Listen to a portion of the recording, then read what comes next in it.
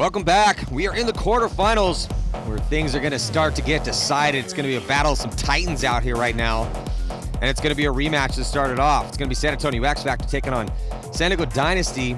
Heat and damage waiting in the wings. We're jumping into point number one here at the very first battle of the year. NXL Sunshine State Major. Dynasty going to be on the blue side and XFactor on the red side. So these teams played each other in the prelims, and it was mostly all XFactor.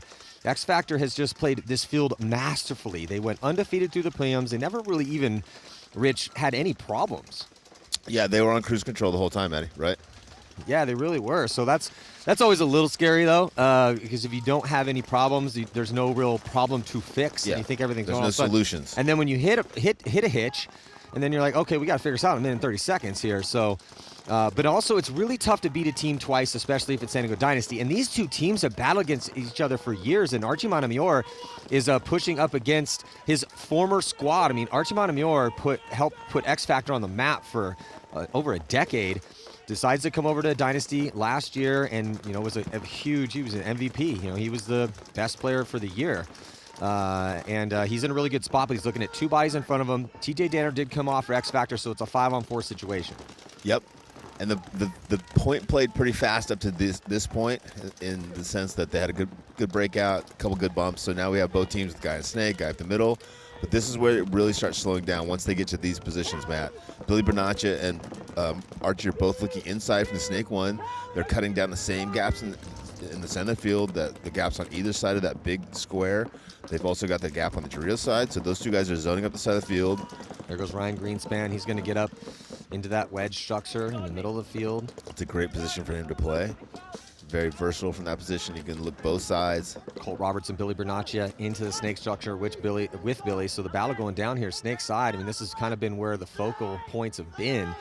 You can steal points on the D side. The middle's important too, but a lot of things getting decided by who lives or dies in this engagement right now. And so either Billy or Colt gonna hope things go their way, or maybe Dynasty can sneak in a gunfight win somewhere, but currently it's 5-on-4 in favor of Dynasty. Yeah, this is a very, very technical match here. It's not going to come down to who makes a big move, or it's going to come down to who makes the small mistake and it just gets caught. Well, I just talked to Sam Silberg right before we jumped on air from Infamous, and he's like, Matty, can you please explain to me what just happened? I'm like, it's pretty simple. You guys played 2 points. You guys got drugged into a long game instead of a fast game, which you were kind of used to playing a little bit. You went down by 1, and then you guys took good ground in the center, and then you lost 2 back players. That's it. Game over. That's the story. There you go. And he's like, what should we have done better? I'm like, better survivability for the guys behind you and Jamrose. So... or patient, but regardless, but the point is that sometimes on a layout like this, Rich, on a Sunday, it's just going to come down to 1 or 2 gunfights. That's the difference. We just had a talk with Eric Crandall, the manager from Dynasty. Ryan getting eliminated from Dynasty, 4-on-4 now. Yeah, but they shoot Parrish, so Parrish tries to dive into D4. 3-on-4 advantage for Dynasty. But Eric was saying, we feel so strongly that some events come down to 1 paintball, right? The difference between us doing our homework and having the best paint we have so it breaks on the guy instead of bounces is the difference between us winning 1 point, which is winning 1 match, which is winning the event. Archie releasing now, going to the center 50, going through. Goes through it. He goes through kind of at a pretty good time. He goes right into Billy's gun, but he does take out Colt. Blake Yarber fills in after that, but here comes Blake. So Blake's going to try to stop Billy. Billy gets into the 50-yard line here in the snake, a reposition out wide 3-on-2 for XFactor. But yeah, so 2 bodies out there on the field for XFactor, but they have good position with Billy Bernaccia out wide snake side. Dynasty with Blake as the farthest body up the field. They also have the tower, and they have Marcelo Margot over behind Blake. Yeah. So 1 extra body. Yeah, no Dynasty, team with the lead to protect right now. No, Rich. Dynasty's in a very, very good position, though, in those defensive positions. It's going to be very hard for them to push through. And Billy is in a great position in that snake, but he's vulnerable because the next closest player is all the way across the field. I'm not sure if Dynasty knows it's 2 against 3. They have the 3. They might still think it's 3-on-3. See if we can hear what they're talking about. Nope, just running their guns. Trying to figure out where the bodies are. It's kind of the ball for XFactor right now is Billy Bernaccia. He might want to sneak back and reposition because he's in such a vulnerable position in that snake. If they find that he's in there and there's no one behind him, there's a good chance that Blake Yarb will release, go forward, bunker him out, leaving his 2 guys in a 2-on-1, which is something they can handle pretty easily. Yeah, we can see our eye in the sky here. Drone shot with 3 bodies for Dynasty. Blake had just a little tactical retreat. Billy Bernaccia He's somewhere. There he is. He's in the shadow. There on the left-hand side of your screen at the 50-yard line, snake side. There goes Chris Shear. Chris Shear going to move up and get into D2 to try to spread the field. Billy with the tactical retreat to get to back to snake 1. Dynasty picked it up. Somebody either saw the shadow or heard or saw the movement. Yeah, I think it's Marcelo. He's just standing up in that Aztec, so he was able to see a little glimpse of his pack as it went back, I believe. Yeah, XFactor's in a tough spot here. I wouldn't be shocked if Ryan conceded this point here as the time gets down lower and lower. If it gets within a margin where he thinks that they can't go out and score 2 points, he might just concede this, because Dynasty can literally just play this for 14 minutes and 30 seconds and then go drop the hammer on Billy because there's nobody in a spot to protect him. Yeah, and tense moments right here. XFactor hasn't shot their guns in a while because they want to be, not necessarily telegraph their moves. They know where Billy is, and they've got to know where that back corner bunker is too. Billy, I think he just head checked the clock real quick. Yeah, I think he's going to try to figure out where the guys are in front of him as well. He might want to reposition again. Well, the thing, though, is that because we are in point number 1, no one has a lead. So, yeah, XFactor is down to 2 bodies, but they don't have to push forward, right? So they don't have to push forward, but they do understand that they're at a disadvantage right now because they're down a body. So it kind of puts the emphasis on them to try to win the point, because the longer the point goes, the more chances there are to lose that point and not have any time to recover the next couple points. So it's is that Meter? Yeah, I think Meter Rainey. It's in the shadow over there. Moves up. Looks like Rainey. Yeah, I think it is. So Rainey stands it. No, that's Meter. Oh, is it? Okay. Yeah, Meter moving into the D4 position, so much better position. He's actually going to pass. Great He's move. going to push the issue. Here it comes. Blake is going to come through. Oh, but he didn't know where he was. The bunker, but I think they're going to trade out. No, actually, Billy not able to put a ball on Blake, and then that is going to do it, as I think Shear might have traded out with Meter. So Dynasty going to take this first point. It got interesting there towards the end because the reposition there from Billy and then Blake deciding to drop the hammer. Neither one of them knew where their opponent was. I think Billy should have read and react moment. Should have repositioned earlier so that when Blake went through to get him where he thought he was in the snake, that Blake would have had Mina would have had a chance to catch him on the cross. Oh. Now we're going to see Houston Heat and Tampa Bay Damage.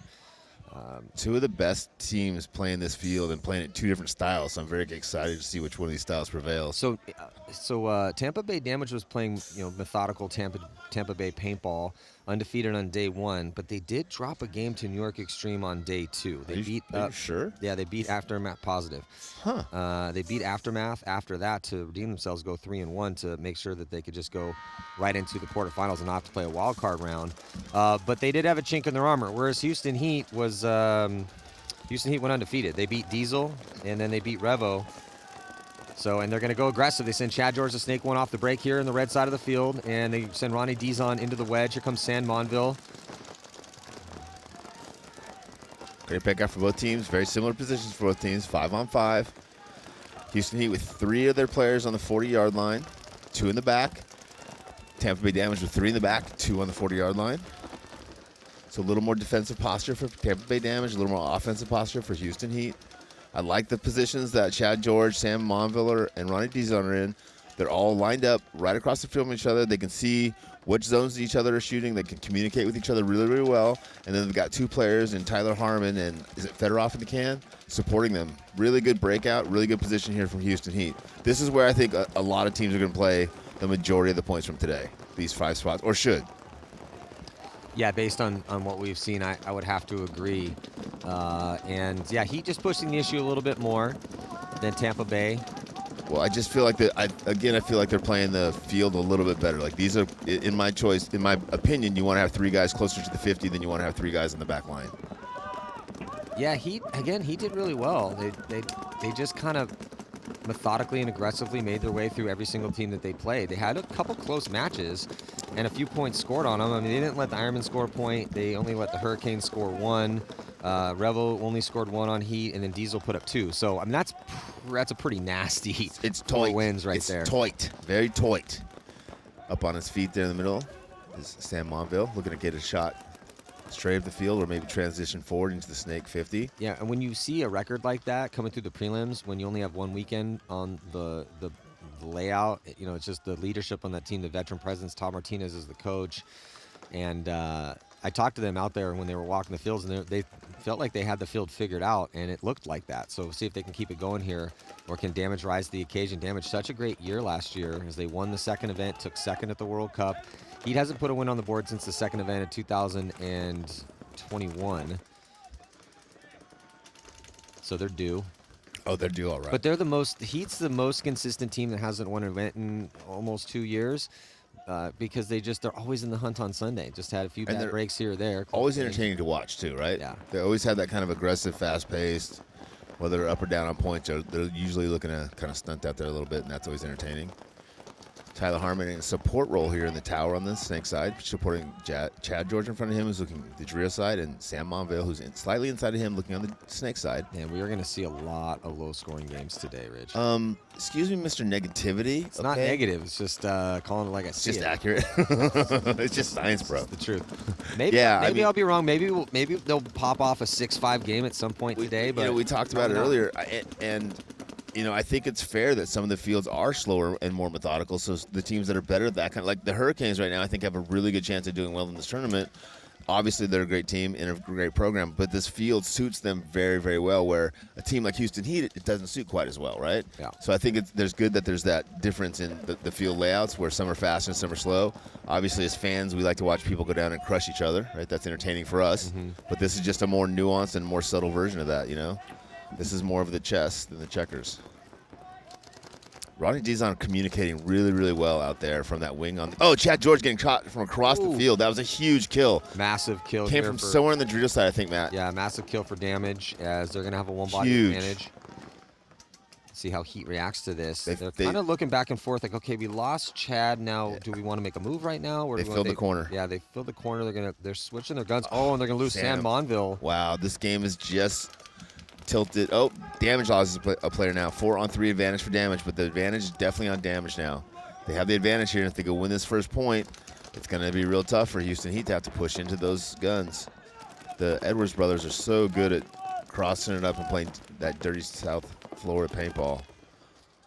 That's Agent Smith now into the 50 snake. Well, Damage turning the tables on their strategy here. They're going to go offense with the body advantage and taking ground snake side to get into the 50 brick here on your screen with Agent Smith. They've also moved up into D3 and feeling no pressure from that position. Jacob Edwards has just been rolling his gun from that spot. Yeah, I love that when people go to those Doritos and they don't get the pressure and they take advantage of that and stand up. Tyler Harmon getting diced up over here, snake side. Only 2 Houston Heat players left alive. Ronnie Dizon, Fedorov, both on the Dorito side of the field. Fedorov in the small Dorito. Ronnie Dizon gunfighting for the wing. Tampa Bay Damage with 3 players left. 4 players left, so 4-on-1. Tampa Bay Damage winning this first point. Hometown boys looking good. And we literally talked about it on Thursday. Man, it's going to be tough if you play against Tampa Bay Damage or Impact on Sunday afternoon and they go up a point in the match against you. Yeah, it's the style they play. Again, Tampa Bay Damage can ramp up the aggression with the best of them, but they're just so good when typically their strategy is, let's go up a point or 2, let's take some decent spots, and then force the team to push into us. And it works more often than it doesn't. But but Houston Heat, now finding a little bit of, not necessarily a struggle, but they're down by 1, and we're going to see how they react. That point actually didn't go that long, considering what we've seen out here so far. No, for sure, yeah. So they still have 10-something minutes to work with. Yeah, if you're going to lose a point out here, you want to lose as quick as you can, right? So now Dynasty with a 1-point lead. They go heavy guns up, pausing 2 bodies in the backfield, and then Marcelo gets out to the can. They risk a body wide. D side, he makes it clean, but it looks like XFactor also keeping 5 bodies alive as well. They're going to dig out on a secondary back corner bunker on the snake side, and he makes it out alive as well too. Harrison Fry, he jumps into the wedge structure, the first notch of that, kind of deciding which way he wants to put his gun, and looks like he might be crawling up into the wedge right at the 40-yard line. XFactor with that center 50 brick looking snake side. Yeah, I like that aggressive play here. Yeah, I think it's Billy Bernacci. I think they switched him from that snake to take that big bite up the middle. Ryan Brand does like to do that occasionally to keep it a little less scoutable. Yeah, Harrison Fry now in that key position in the center of the field, Matt. You think Dynasty knows that Billy Bernacci is at that brick? I don't think they do. Because if Harrison tries to come around, Harrison just probing right now with 7:20 to go, so no need to rush the issue, especially with the lead. But if he comes across to try to get to that brick, Billy's going to torch him. Yeah, well, I wouldn't think that he would try to do that because it would put him in a vulnerable position. I think he would try to stay back because they're up that point and they want to try to force someone from XFactor to make a mistake. But Harrison likes to push the issue sometimes. He certainly does. If he did that in this game plan, I would think that he might get a talking to from Skinny Kevin when he got back in the pit. But, just throwing it out there. You never really know. Archie in a great spot there. Sorry, we both saw the same thing. Good defensive position. He can talk to Ryan behind him. Yeah, he's at the insert bunker on the snake side there, bottom right-hand portion of your screen. So that's the lineup for Dynasty. It's really scary having two players that are that smart and that athletic together, Archie and Ryan, in a small area, because it's like they can do so much damage. Yeah, and they thrive when the scramble sets in. When the bodies start dropping in the chaos and you have to make that read, that's why they're the legends that they are. Dude, I just almost apologized because Harrison looked like he was up on his toes and he was going to go through that gap. I was like, well, you were right, man. He's going to go through that gap. And he heard something and settled way back if you down. Go through this gap, Billy's going to destroy you. It's going to be painful. Billy's been posted on that gap. Look, he wants to go. He wants to go so bad. He's getting that look. He's like, I can get there. I could definitely get it. It's not that far. It's like 2 feet. Billy, it's so close. He's like, I'm going to look so cool. I'm going to be right on the show tape. I'm going to be in the 50s playing for Dynasty. It's finally happening, boys. It's finally happening. I'm going to get mine. Yeah, so Billy's been very patient, just low, and he did pop the top real quick to see if he can get a glimpse. I don't think Billy's tall enough to actually play over the top of that. That's hurtful. That's hurtful. Yeah, Billy very, very patient there. Hasn't been coming over top. Harrison's going in and out, popping a top, trying to see if there's somebody in that position that Billy's in, but Billy's not giving him anything. Big fill to the snake there for XFactor, Jesse Stevens. That might put a little bit more pressure on Harrison. They know Billy's there now. They're shooting at his feet, backing him up off the edge, so they do know he's there. That's going to maybe save Harrison from making that move forward and getting caught in that cross. And Harrison tucks in and immediately communicates that to Archie. But do they know that Jesse has joined Billy at the 50-yard line? So Jesse Stevens has crawled up to the other 50 brick, and he's looking towards the D side. So one more body at the 50-yard line that Dynasty needs to worry about. Yeah. XFactor needs the point, though. We're down to 5 minutes. I was going to say, the problem here is XFactor's in great positions to play defensive paintball. But now getting past those spots into the next gap is very, very challenging. And I don't think it's a one-on-one operation. I think you have to get someone stacked behind you on the cross. That guy helps you gunfight through the gap, and then you got to still make a big move and hopefully get a little lucky. Well, ideally for XFactor, it would help out Billy and Jesse is if they could get, I think that's Cody. Yeah, Cody Bayless. If they could get Cody up, and Cody's going to go. Okay, Cody must have thinking the same thing I'm thinking. He's like, okay, we got those 50s up there. I need to get the field a little bit here to spread these guns. Those are our anchors, right? And now we start working around our anchors. Our anchors are doing their jobs. We've got to be creative now and figure out how to push down this field. Well, they also have Minkowski in the back corner bunker now. TJ Danner's going to filter in. So some nice secondary moves here for XFactor to get up the field and get better position. Yeah, and keeping TJ alive at the end of this point is going to be crucial. But Dynasty gets a shot on Cody Bayless. Shoot him at a D3. Who got that shot? I think it might have been maybe Marcelo or Archie. And they call 54, which means there's 5 of us and 4 of them. Kind of a common communication that a lot of teams use.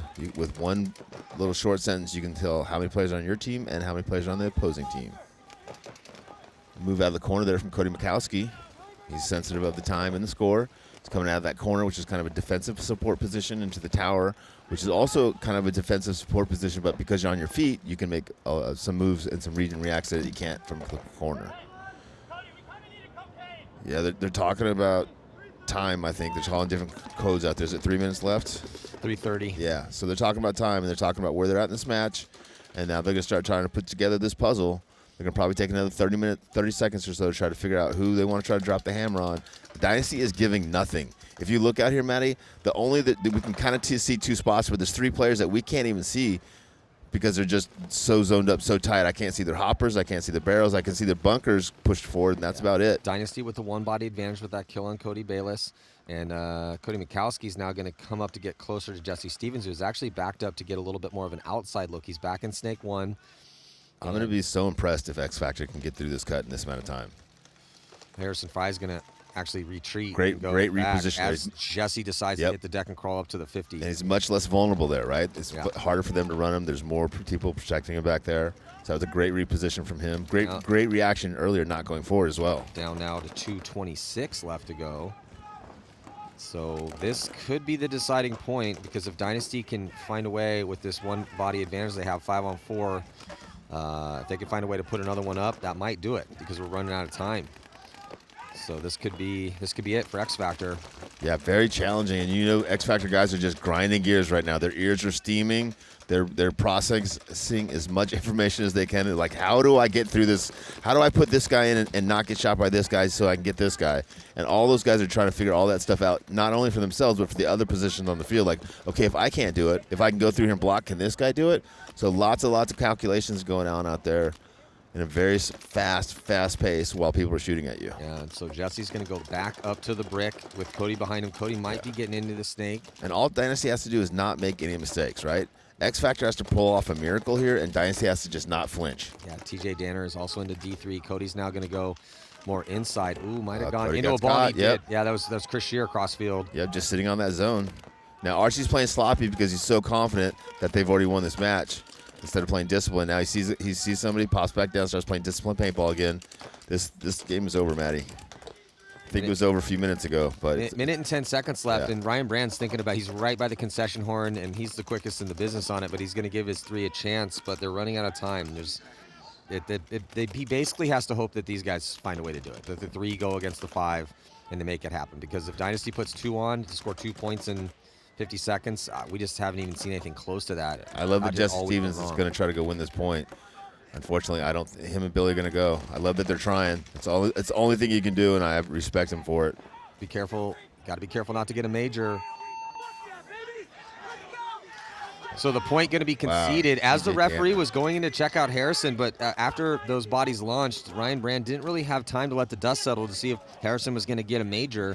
The referee was going to go in and check him out, but with that chaos that happened with the double dose of the attackers coming through, trying to dunk on Harrison, but just perfect zone control. And Dynasty now up by 2 with barely any time left. And yeah, Rich, I think that might have been the coffin nail. Yeah, but good job, XFactor, in that high stress situation, not making the stupid mistake and sealing the coffin by getting a penalty, right? Yeah. You didn't win the point. That's frustrating. You didn't waste any more time than you had to, though. You didn't get a penalty, so at least now you can go into this next point with some slim chance, right? It might be the slimmest of chances, but it's better than nothing, man. And a lot of immature teams make that mistake. They start getting penalties in those situations.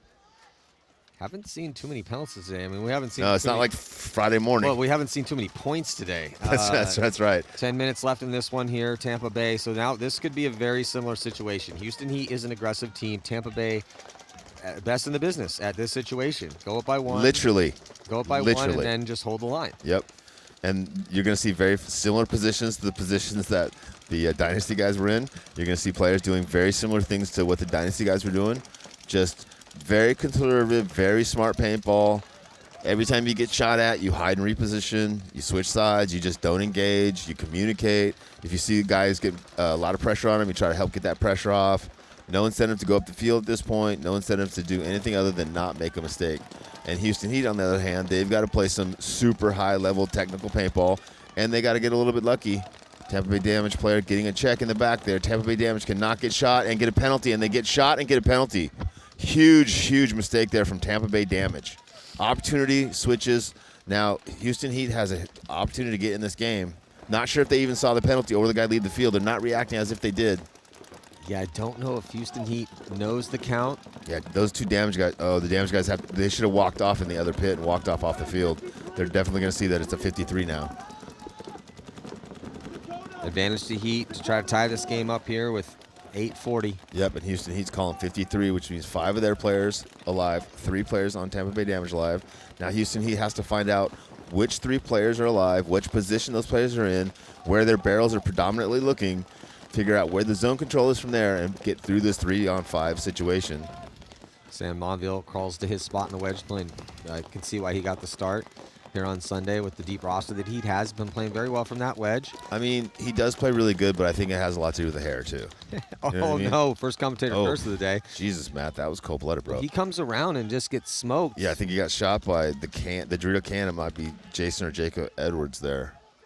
So getting a little closer here on the count. 4-on-3 advantage. Houston Heat disadvantaged in the set that they're still down a point, and they have to go forward and win this point into this zone. They have a body. They need to use that body before they get somebody else dinked out. Use that body advantage, get down, press, put some pressure on Tampa Bay Damage. If they just sit back there and let those guys play relaxed paintball, here goes Fedorov, big move all the way to the 50. Yeah, I'd like to see him get engaged in this game finally. Yeah, he's taking a big bite, goes all the way to the brick, and going to wrap around to present a threat here. And you don't see there's no one in the snake right now for Houston Heat. No, and again, this field is so challenging, Matt, because it's just so hard to see what's going on. And when people reposition, you don't see the reposition. So even if someone's calling a call, you're like, I'm 60% sure a guy's here, but he also could be here and he also could be here. And it just makes that decision-making tree very cluttered. 4-on-3 situation. The penalty on damage brought him down to 3. Sam Mountville got Cyclops. That brought Heat down to 4. Fedorov with the move to the brick. Tampa Bay Damage is now going to try to get out. It goes into a gun. That's a tough death for Jacob Edwards. He kind of stumbled a little bit on the dive in there, and then it looks like that's disappointing. Yeah, another body going to be coming off. So this point should be over relatively quickly. Yep. This Houston Heat just looking at one body in the back corner bunker. I think that's Lackey back there. Yeah. Fedorov doing a great job of going up the field, getting that key kill, following that kill up, and now getting this last kill. Crucial. Lackey's paying the toll. Pays the toll. Houston Heat right back in this game. So we'll have 6:26 left to go as Dizon's getting checked out by the ref. Thumbs up means the point is good. Do you send the same exact line out for Heat? Do you get someone else a spin? What do you think? It's a tied game. There's 6:26 left. The way this field's playing, these coaches have some hard decisions to make. There's not a lot of points being played, so you almost have to ride the hot hand in a way, or the hot line. Yeah, I think as long as those guys all want to go back in, they get to go back in, right? If any of those guys like, hey, my hammy hurts, and save me for the next point or whatever it is, give them a break. But if you can ride that hot hand, ride it. Well, and also, for the coach's decision, depending on how long that point goes and how much effort needs to be expended, you may have a guy gassed. If for sure. Even if you're in decent shape and you go, paintball's basically combat yoga. If you haven't really seen it much before, it can wear on you a little bit depending on how much work you're doing. And yeah, if you have an 8-minute long point, maybe you'll have to sit one of your starters. 100%.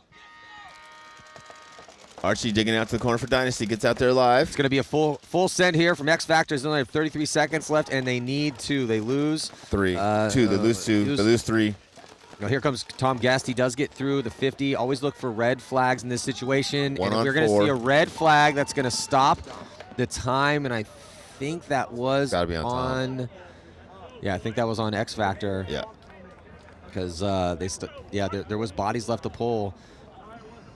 But, it doesn't matter. It's under 60 seconds, immediate swing point. But it should go to Dynasty, and that's going to probably be the definitive coffin nail here. And that feels good because they lost to XFactor in the prelims coming in, and now they're like, well, when it mattered, that's when we won.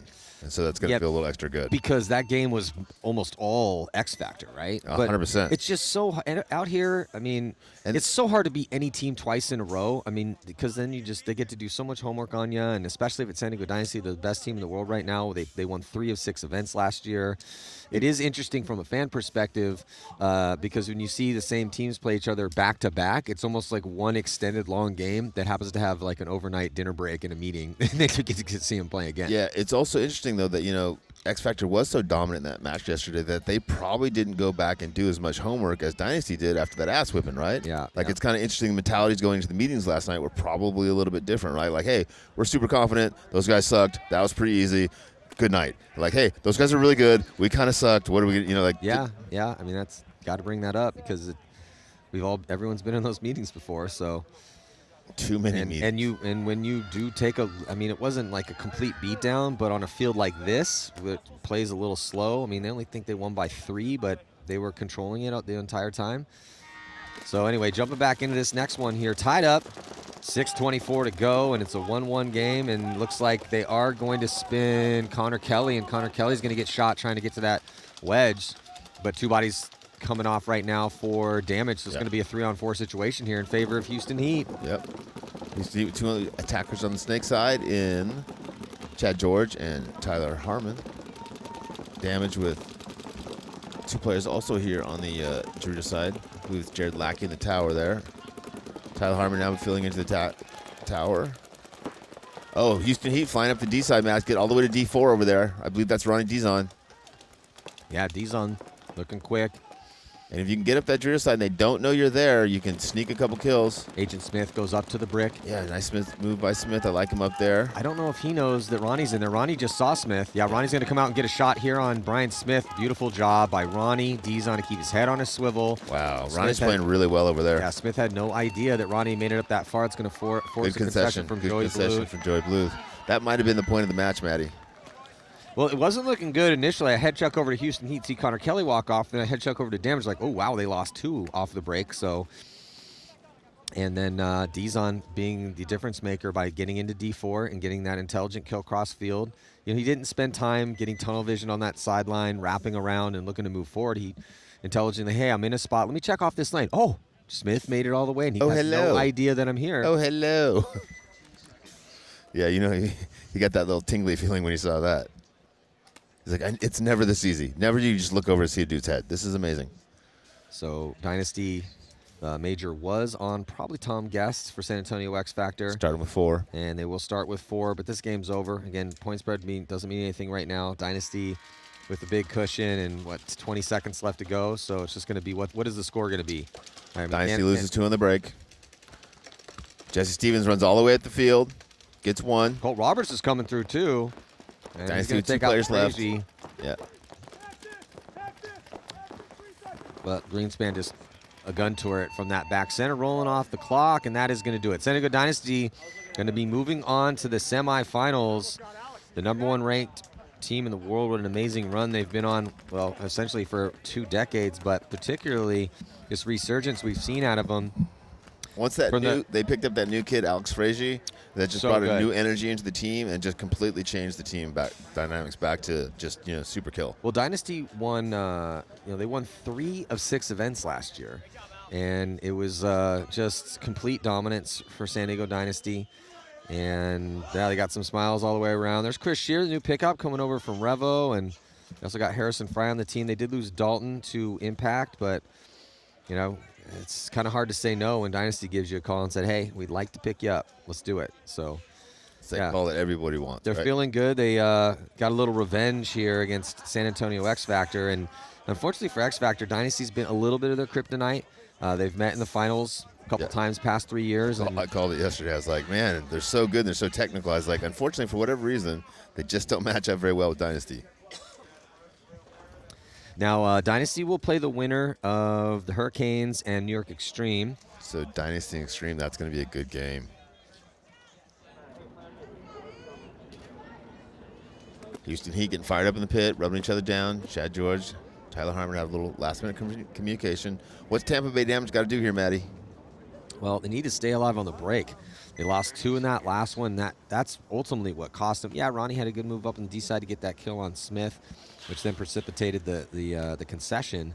But yeah, get 5 alive. Hopefully, shoot a body for Houston Heat. Houston Heat's been pushing the issue a little bit more than Damage, but now the Damage needs one. There was a couple plays that Damage was running. They had one of the most aggressive plays where they ran Chad all the way past the 50 in the center off the break, which is one of the biggest moves that we've seen. Yeah, it was a great move. Still waiting to see who we're going to give this $1,000 to, courtesy of the Mary Catherine and Pate Smith family for best move of Sunday. We have a lot of paintball to play, but the way this field's Houston playing, Heat drops 2 on the break, Matt. They do shoot 1 4-on-3 advantage for Tampa Bay Damage. I apologize. But the way that this field's playing is we're not really seeing a ton of crazy dynamic moves. It's a lot of methodical. It's gunfights. It's little bites here and there, and it looks like Jacob Edwards coming off, Ronnie Dizon coming off, both from the D side for these 2 teams. Here comes Rainey Stanzik, who's going to get into the break for Tampa Bay. Rainey might get a crossfield kill as the player fills the corner, and he does. Rainey sees that, calls it. 4-on-2 advantage here now for Tampa Bay Damage as Rainey moves into Houston Heat side of the field. Rainey having a really, really good game here. Rainey's now turning around, communicating to the guys behind him. Still about 4.5 minutes to work with here for Damage. They're flooding down the field. They're into D4 with Chad, and here comes Jason Edwards to join Rainey at the 50-yard line, but there's just that one body in the back corner bunker with, looks like Tyler Harmon, who's going to run out and get blasted. He did. He traded with Jason. Yep. It doesn't matter, though, because Rainey and Chad Bougere are still left alive. So Rainey going to run in, hit the buzzer. So a little over 4 minutes left to go. Tie game 2-2. Got ourselves a battle here. Could see probably, is this going to be the last point, or do we see 2 more points? Yeah, it depends on the breakout. This breakout is going to be crucial for both teams. Do you run the same line, or do you try to switch again? Now that it's true X-ball, right, and you got at 2 minutes between the points, you got a solid 2 minutes, I think you run the same line. unless you had somebody in that line that you were resting for somebody else, or if you have somebody, or it could be play dependent, right? Depending, like, hey, are we trying to win this slow or fast? Because if we're trying to make it a slow point, maybe I pull this guy in. If it's going to be a fast point, maybe I pull this guy in. Yeah, I think we're going to see Rainey again for damage. The Edwards brothers, Chad, and then not sure on that fifth body. Yeah, no, 100%. Yeah, with those four, and then it could be Lackey, it could be Brown, there could be several different people. Maybe even Horn. Yeah, depending on what they want to do with the play, right? It's always tough for me to put a non-veteran guy into that really clutch position. Because then if they make a mistake, it's like, did he make that mistake or did I make a mistake putting a non-veteran in? Well, then with Brian Smith, right? He goes up, makes the mistake. Yeah. He wasn't able to see that Ronnie was in D4, and that kill cost him in that last one before. But, man, Agent Smith's one of the best, right? So 100%. Maybe he's that fifth guy. Smith is perfect for me, yeah. Yeah, so that would probably be Holiday. I mean, they have lots of options. Yeah, so that would kind of be, it'd be right around that. And then for Heat, though, I mean, do you put Sam back out there, or do you try to spin Connor again? I think you put Sam back there for sure. Yeah, I think you go with Ronnie. He seems to be right. They got to ride the hot hand. It's almost not fair to put Connor in there and put that kind of pressure on there, because obviously if he wins, his confidence is going to go through the roof. But if he loses it for the team, he's going to feel horrible, right? And you're trying to build that kid into somebody. You want to give him opportunities to be successful, not opportunities to fail. So they are going to go with Sam. They're going to go with Ronnie Fedorov, Tyler, and Chad George. That's the starting lineup here for Houston Heat. They're on your screen from the red side of the field. This tie game. Here, 2-2. Taking some ground outside, D side, both teams. A little bit more forward progression here up on the snake side with Chad George getting to insert bunker. Ronnie and Ronnie Dizon going into the wedge, and so does Chad George, so does Chad. Tampa Bay Damage, the first player out of back center. Yeah, it's Jason Edwards. 4-on-5 advantage for Houston Heat as Sam Monville releases from the center temple into the center laydown. Ronnie Dizon has now switched that wing from looking rear side to looking outside. He gets a kill on Jacob Edwards, and now Chad is taking the walk. Rainey's the only one out there left for Tampa Bay Damage. This is going to be a point for Houston Heat here. Damage should concede this point, right? You would think. They have to, right? 3:33 left. It's a 5-on-2. Yeah, I'm really surprised they're not conceding this point right now. I mean, Joey's right there. He's thinking about it. I mean, he's on that. So he's on the blue side right now. And then now Rainey was smart to attack there and die so that this could be over. Yeah, because Rainey's one of those guys that's, if he's not playing, he's always hovering around helping the coach and, hey, we should blow the concede the not. I think that was an intelligent play for Rainey. He's in a bad spot, looking at a ton of bodies for Houston Heat. No one's dead. And so he's like, okay, well, I'm just going to try to make a big move right here. And if it works out, cool. If it doesn't, well, that's going to give Joey his answer. Yeah. Let me help you make this decision. And it gives him enough time to come back here and put a potential tying point on the board. Another great break off the break shots here from Houston Heat, winning a little bit more after the break, winning some gunfights in the pits right now with Houston Heat. Probably got to run that same line again. Yeah, it's interesting. You can hear there Tyler Harmon, hey, Houston Heat, that's something that we need to be better at. We need to be perfect out there, even though they just kind of almost blew damage off the field in that last point. But that's what it takes at this level. It's the pursuit of perfection, right? Yeah. None of us get there, but we're all trying to do it and at the highest level possible. Interesting, though, this is something, it sounds like Tyler might be losing his voice. His big voice is a huge part of the communication. He plays every single point, and his voice typically has decent stamina, but it was everybody's Sunday afternoon starts getting blown out. Yeah, but some more than others, and I really haven't heard him horse that horse that much before. I mean, I'm getting the audio not at optimum levels, but guys in the truck, can we get Matt that audio at optimum levels? Well, no, it's not my point, right? Oh. But it's sorry, Rich, but good looking out. But so 1 point spread right now, and it looks like we are going to see Rainey, Jason Edwards. Tough position for those guys, man. Smith is coming out, Chad Bougier, and Jacob. Yeah, so that's the starting five, we thought. That's the all-star starting. Yeah. And they are going to run the exact same line. Yeah, good. I totally agree with these coaching calls right now with how things are going. I was wondering with Tampa Bay, just because they kind of got blown up that point, they're definitely going to be rested, but do you run that same exact line again? But I agree with it. So still 3:16 to go here. And Rainey going to go right into the wedge. They are going to be losing Chad Bougier, but Fedorov getting shot, so 4-on-4. 4-on-3. I think Sam just got shot. Might get a penalty. No, it looks like he's good to go. 4-on-4. Sam got a good one there. Tyler comes out this way. But Rainey, and then Sam does get shot. Rainey, 3-on-4 advantage here for damage. Yeah, Rainey goes into the 50 brick here, snake side, and he's up into the top feeling no pressure. Yeah, he got that kill, that crucial kill on Sam. Houston Heat down Rainey the body, really well here. Trying to protect their lead. 240 now, as here comes Smith's going to move up here, snake side, get into the insert bunker. So a little bit change up of the positions. Smith's going to be on the snake side, and Rainey's up in that middle. If Tampa Bay Damage can come back and win this match, it shows you how important one pickup is, right? Because if Rainey wasn't out there doing what he did the last point, they wouldn't have won. And if he doesn't pull off something big here, they're not in the same position. 4-on-3 advantage for damage. Field not spread on that D side yet here for damage. They have the farthest body out is on an island at that can. Ronnie Dizon just pumping paint through that snake gap, trying to keep anyone from going forward on the damage side of the snake field. Sorry, snake side of the field.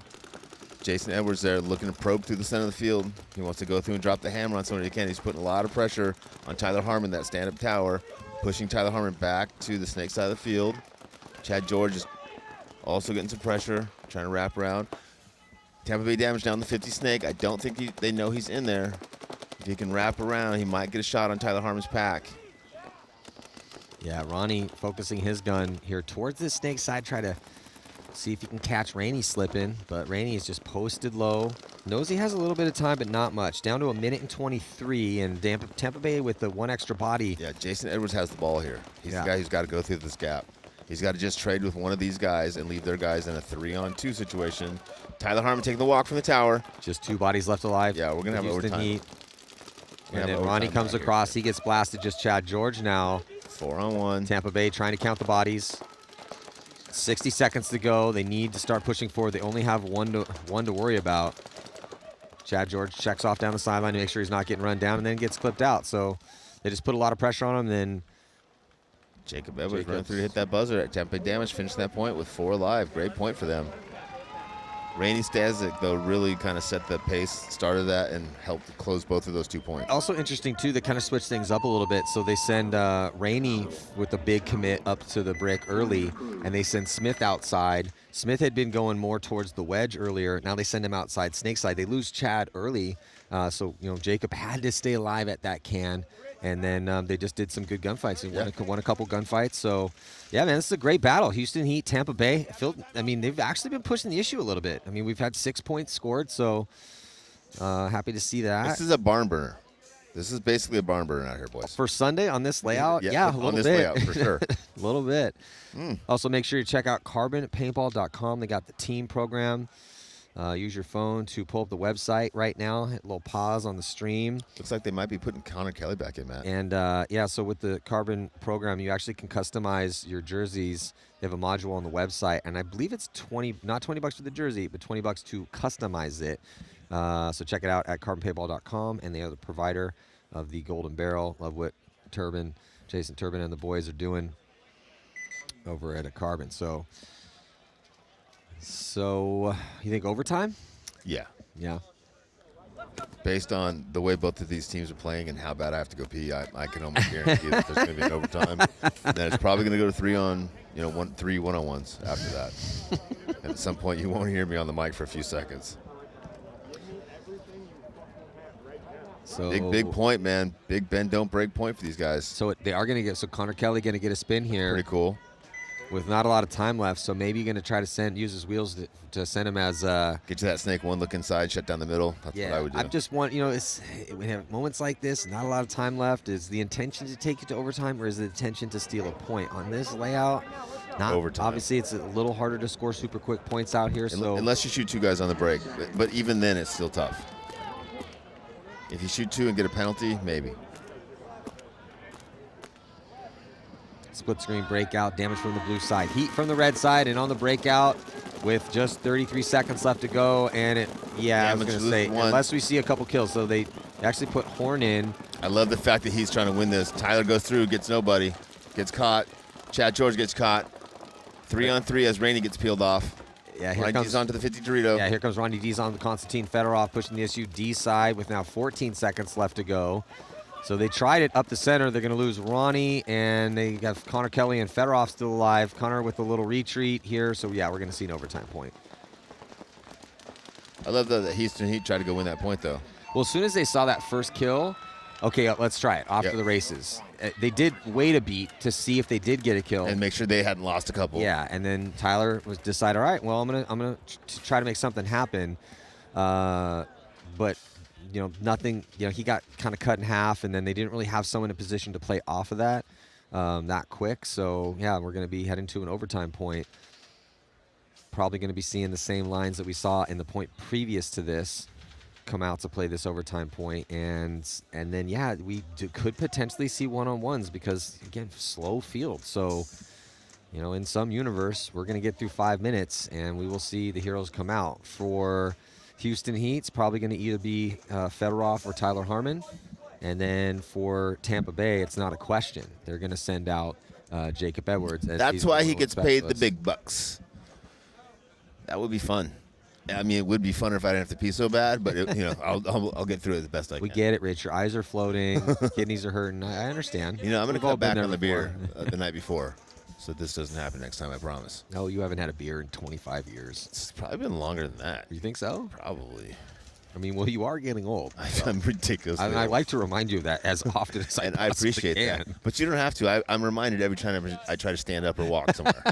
Oh, yeah. Ow. Oh, jeez. Sam Monville going out there with 33 pods. Okay. He's going to be pumping those in the gaps. So Monville the first to take the field for this overtime point for Houston Heat. Tyler's going to be out there. He's the next to go. It's going to be Chad George, Fedorov. And for as we wait for Houston Heat to send their fifth body out, we got the brothers Smith, Rainey. They're going to get Horn to spin. And Horn, yeah. Okay. Maybe they're going to try to get outside on the drill side. A lot of faith. Horn might be taking some ground D side. Might try to get outside D side. Yeah, I would have scouted that. So Rainey Smith, so no. Yeah, I think that's Jacob over there.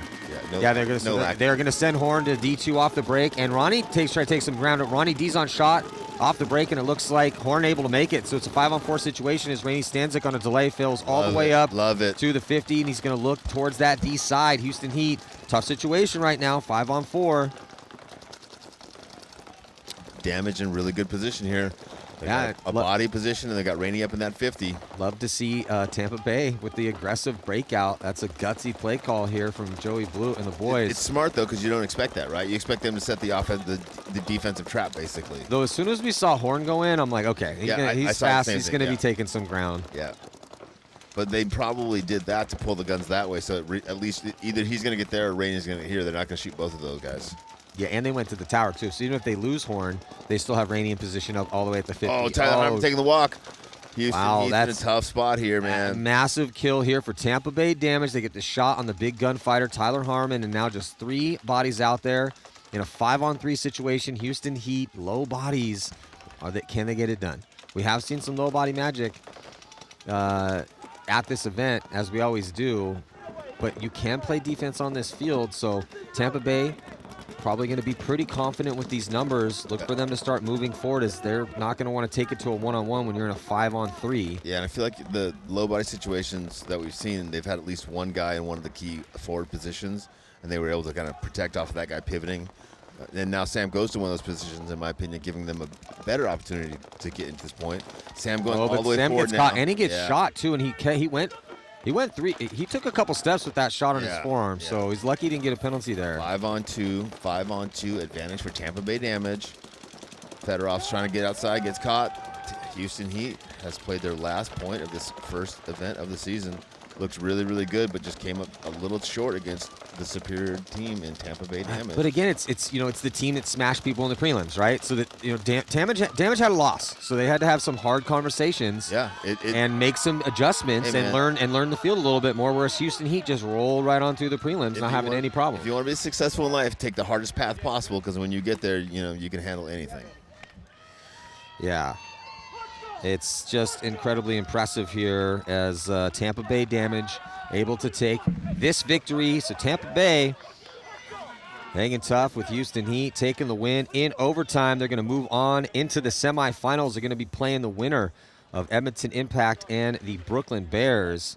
And then also coming up in this next quarterfinal set, we have New York Extreme and the Hurricanes, along with Impact and the Bears. Thank you guys so much for joining us, man. It's been a fun day so far. Can't wait to see who's going to win this first tournament of the year 2023. NXL Sunshine State Major. I'm Matty Marshall here on Go Sports. We'll be back.